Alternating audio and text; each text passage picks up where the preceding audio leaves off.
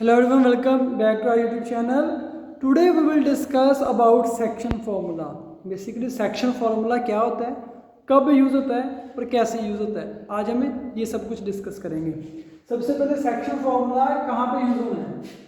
जब आपके पास ऐसी सिचुएशन हो, आपको कोई दो पॉइंट्स दे रखे हैं, ठीक है जी, उनकी पोजीशन मैंने बता दिया आपको x1 y1 x2 y2, और इन दो पॉइंट्स को अगर हम ज्वाइन करते हैं,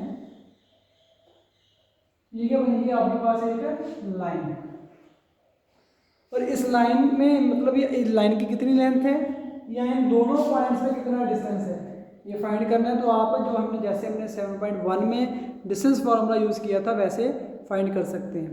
लेकिन फर्दर क्या हो रहा है कि यहाँ पे अगर इस पॉइंट के ऊपर, इस लाइन के ऊपर, सॉरी इस लाइन के ऊपर मैं कोई भी पॉइंट ले लूँ, जैसे मान लो मैंने यहाँ पे एक पॉइंट ले लिया है पी पॉइंट ले लिया कोई भी, पी के यहाँ पे कुछ ना कुछ कोऑर्डिनेट्स आएंगे,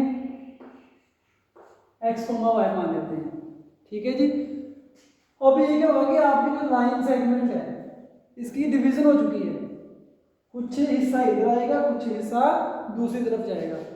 मैंने मान लिया कि जो इस तरफ हिस्सा आ रहा है दैट इज m, जो इस तरफ जा रहा है दैट इज n, मीन्स ये रेशियो आ गया आपके पास। आपने पी पॉइंट जो आया है उसने क्या किया है कि जो आपका line joining points A B आ रही है उसके ऊपर एक पॉइंट पी आ गया, उस पी पॉइंट ने क्या किया है कि आपकी लाइन को दो रेशियो में डिवाइड कर दिया। कौन से रेशियो में? m रेशियो n में डिवाइड कर दिया। तो अब आपने जो इनमें से अगर कुछ भी फाइंड करना है कि कितनी रेशियो में डिवाइड किया है, इस पॉइंट के कोऑर्डिनेट्स क्या हैं, इस पॉइंट के कोऑर्डिनेट्स क्या आएंगे, इस पॉइंट के कोऑर्डिनेट्स क्या आएंगे। यहाँ पे आपके पास 1 2 3 4 चीज़ें हैं, चार चीज़ों में से अगर आपको कोई भी तीन गिवन है तो आप लास्ट वाली फोर्थ वन निकाल सकते हो, ठीक है जी।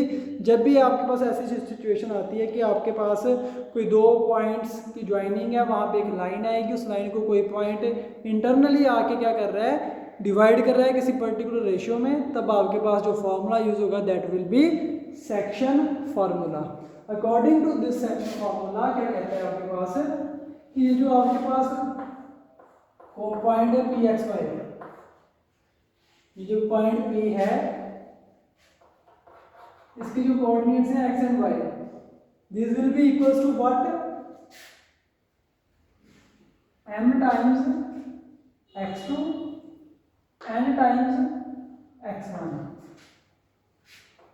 m x2 plus n x1 over में क्या आएगा, जो आपकी रेशियो है इसका सम means m plus n, and क्योंकि यहाँ पे दो कोऑर्डिनेट्स आ रहे हैं, एक अबसिस्सा कोऑर्डिनेट, तो यहाँ पे भी ये बन गया अबसिस्सा, और ऑर्डिनेट क्या आएगा जो y कोऑर्डिनेट को आप इन्वॉल्व करके लिखोगे यहाँ पे, वो क्या आएगा, जब आपने इस तरफ की रेशियो लिखनी है तो इसके कोरेस्पोंडिंग इस तरफ का y कोऑर्डिनेट आएगा, m y2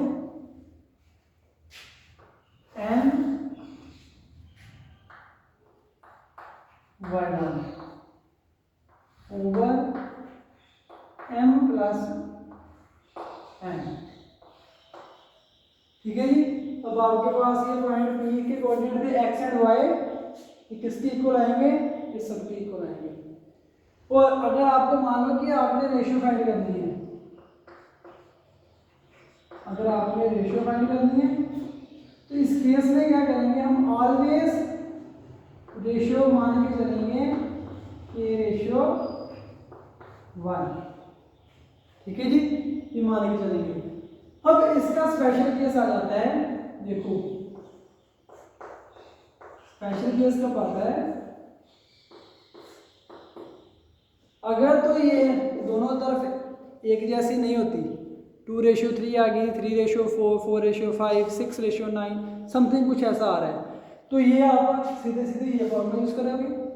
लेकिन अगर आपको बोल देता है कि यहाँ पे रेशियो 1 आ गया, मीन्स जितना हिस्सा आपका इधर आ रहा है उतना ही हिस्सा इधर आ रहा है, मीन्स जो आपका पी पॉइंट है, now this is the mid point of A B.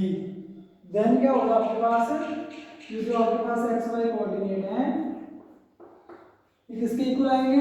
अब यहाँ पे एम भी 1 बन गया, 1 इंटू x2 एन भी 1 बन गया, तो 1 into x1 over 1 plus 1 2, 1 into 1 y2 plus y1 over में क्या आएगा 2। ठीक है जी। अगर आपके पास मिड पॉइंट बनता है, जो आपका पॉइंट है P, that is m is equals to n is equals to 1। ठीक है जी। तब आप क्या करोगे, वहां पे इन दोनों को, जो भी आपके पास x कोऑर्डिनेट्स हैं उनको प्लस कर दो, जो y कोऑर्डिनेट्स हैं उनको प्लस कर दो, दोनों को इंडिपेंडेंटली 2 2 के साथ डिवाइड कर दो, then you will get the point x y this one. Right. तो बेसिकली जो आपका सेक्शन फार्मूला है उसमें सब यही सब चीज़ें चलती हैं। अब हम इनको क्या करेंगे, एक्सरसाइज में यूज़ करेंगे।